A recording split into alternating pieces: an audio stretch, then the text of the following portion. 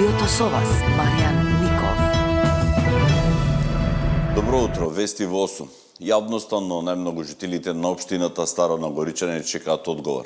Дали има вистина во сомнежот дека серијски убиец стои зад смртта на неколку жени во оваа општина? Од МВР апелираат на трпение, но не одговорија на прашањата зашто се досега одговарало осомничениот кој е во притвор. Од судска медицина најавуваат одговор на дилемите за најмногу 2 седмици. За 2 недели истражните органи би имале појасни докази дали 25-годишникот од Кумановско е серијски убиец. Толку време е потребно за ДНК лабораториските анализи по ексхумацијата на жена од Нагоричане за која постои сомнеж дека и таа била убиена од истото лице. Примероците за испитување од жената на 40 на години која била погребана пред 1 месец се земени пред 3 дена на Институтот за судска медицина. Откако во петокот обвинителството отвори истрага за убиство на свиреп начин врз 78 годишна старица, а осомничениот го поврзуваат со уште неколку слични случаи во Кумановскиот крај. Од Министерството за внатрешни работи без конкретен одговор на прашањата од Сител.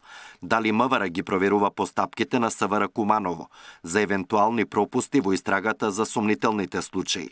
Колку случаи на починати лица се под проверка и за какви дела досега одговарал приведениот? Ви известуваме дека во интерес на истрагата во моментов не сме во можност да споделиме повеќе детали. Воедно апелираме за трпение, институциите и истражните органи да го комплетираат случајот, пошто соодветно ќе биде известена јавноста. Стои во писмениот одговор од службата за односи со јавност во Министерството.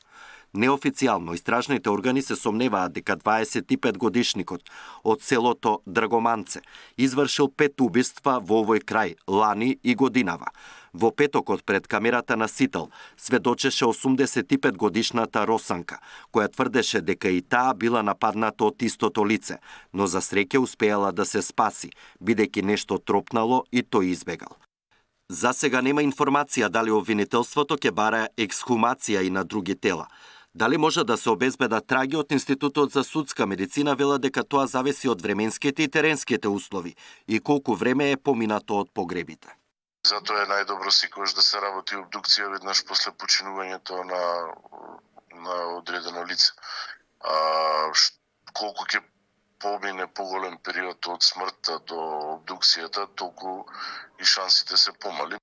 Јавноста во Македонија се сеќава на неколку серијски убици од пред 20 на години, меѓу кои окригјанецот Лазе Радески, кој жртвите дилери на девизи ги убивал со чекан во глава. Скопскиот Расколников од Ѓорче Петров во 2009 убил и ограбил 4 постари жени, а 1 година претходно беше откриен и серијскиот убиец, новинарот Владо Танески од Кичево, кој беше осуден за 3 убиства на жени со давање со кабел и потоа се самоуби во затворска келија. Александар Динев, Сител телевизија.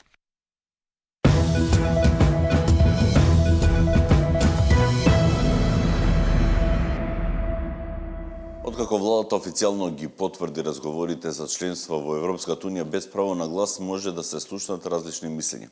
Можноста за постепено членство и прием во институциите без право на глас не е нова идеја, но можноста за реализација поради војната во Украина ги изголеми очекувањата.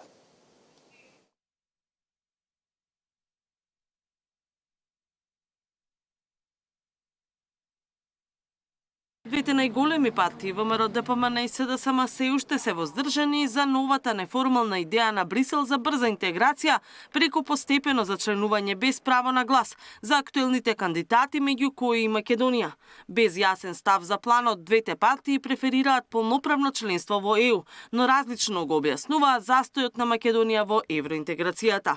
Владеачката ВМРО ДПМН тврди дека македонската дипломатија работи на влез во ЕУ како достоинствена држава. Оваа ситуација е врз база на хипотеза, односно хипотетичка ситуација во која што Македонија е спомената како членка на Европската унија, но сепак да оставиме на времето да видиме што ќе се случи бидејќи оваа одлука е произнесена од војната помеѓу Русија и Украина. Така што, да оставиме на времето, македонската дипломатија продолжува со офанзива, односно да работи за влез во Европската унија како горда и достоинствена држава. Од СДСМ вела дека ќе се изјаснат за идејата кога таа ќе стане официјална. Тие се за полноправно членство, но сметаат дека власта води анти-ЕУ политика. Доколку стане и официјална ова позиција на Европската Унија, дури тогаш може да се разгледува. СДСМ е за целосна интеграција на Северна Македонија во Европската Унија, вклучително и полноправно членство со сите права, секако меѓу кои и правото на глас. За жал гледаме дека ВМРО-ОКГ и Мицкоски не сакаат во Европа. Тие водат антиевропска кампања, представувајќи Европската Унија како булинг кон Македонија, наместо да признаат дека критиките од Европската Унија се резултат на неисполнети обврски и реформи кои што се неопходни за членство во Европската Унија. Идејата за постепено зачленување во ЕУ се споменува уште од 2018-та, а повторно стана актуелна кон крајот на 25-та поради мировниот план за Украина. За да се влезе во планот, кандидатите мора да ги исполнат двата услови: усогласена со заедничката надворешна политика на ЕУ и исполнување на критериумите за владење на правото. Најгласен во промоција е албанскиот премиер Еди Рама, додека Црна Гора ја отфрла идејата сметајќи дека заслужува полноправно членство. Според премиерот Мицкоски, Македонија се уште ја гради својата позиција, бидејќи со неа ќе се избегне бугарското вето, но останува условот за уставни измени. Слично мисли и Србија, па Вучик поддржува постепено членство, но без услови за Косово и санкциите кон Русија. Катерина Нешкова, Сител телевизија. Универзитетскиот професор и воено-безбедносен експерт Методи Хаджијанев, кој беше гостин во тема на денот, очекува дека е време Европската Унија да свати дека е неопходна целосна интеграција на Западен Балкан за да се спречат влијанија на трети страни. Според Хаджијанев, без целосна ЕУ интеграција, безбедносните договори на Балканот паѓаат во вода. Може ли случувањата во Украина да влијат за брза интеграција на регионот во Европската Унија? Или до сега требаше да се случи така? Ја мислам дека до сега требаше да се случи, меѓутоа ако гледате до сега требаше да се случат многу работи од страна на Европската Унија. 4 години ни зборува дека ќе се оправат во однос на безбедноста, не се случува тоа. Најверојатно шокот кој што се случи со сегашната политичка елита од САД во однос на Европа, праќањето на јасни пораки дека не можат веќе да бидат да играат онаа вазална политика во однос на безбедноста и да го имаат економскиот комодитет, да ги добиваат бенефитите под прагот на оно што е дозволено.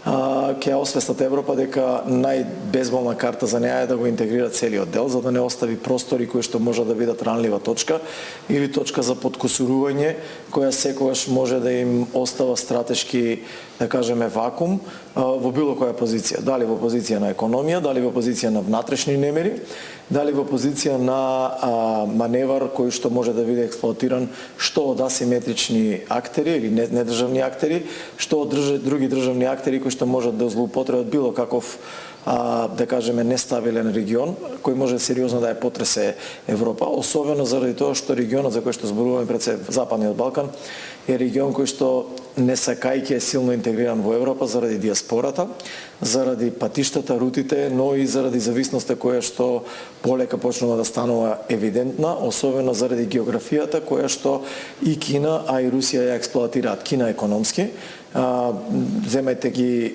пристаништата, земете ги трансферзалите кои што ги користи, начинот на кој што сака да допре, тоа е латентно под тепих што ви се рекло, а Русија со сите незини малициозни игри кои што ги игра за да може да го поткопа она што Европа сака да го покаже или за да може да застане на здрави нози.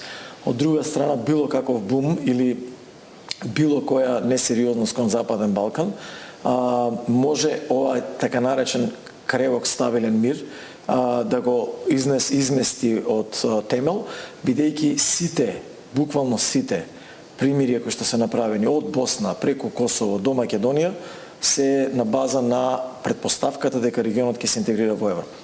Ако не се интегрира, значи вие рачунате дека сите тие примирија или сите тие потписници Охридски рамковен договор, Дејтонски мировен договор и така натаму, Косовскиот, Кумановскиот договор паѓаат во